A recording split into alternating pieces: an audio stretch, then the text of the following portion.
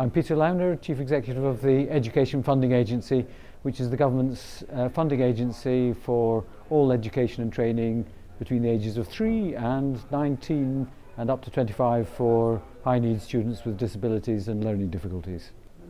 Perhaps I should say something about the big changes we're making in the funding system at present. There are changes throughout the work that we fund, but the area I'd focus on for today is the 16 to 19 funding. For many years we've operated a national funding formula based on funding qualifications, and there was a report 2 years ago now by someone called Alison Wolfe, which recommended that we change the basis of funding 16 to 19 from qualifications to funding students. And that's a change that we're rolling out now.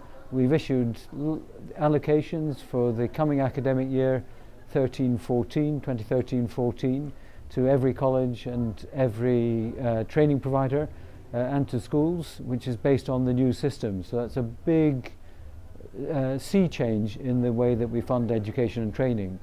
What will it mean?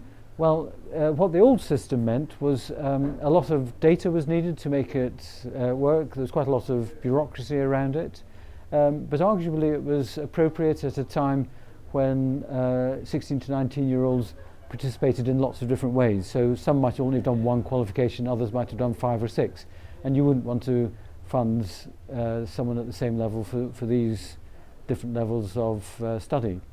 Now we're not quite putting everyone on the same level of funding, but we're moving on to the concept of funding the whole students programme, and we're allowing colleges and training providers then to design what the programme should be. So that gives a lot more flexibility. So instead of having to chalk up enough qualifications to justify the funding, once the funding is there, it's up to the college or training provider to say, what's the best programme for this young person? And it might be Maths and English as part of the programme.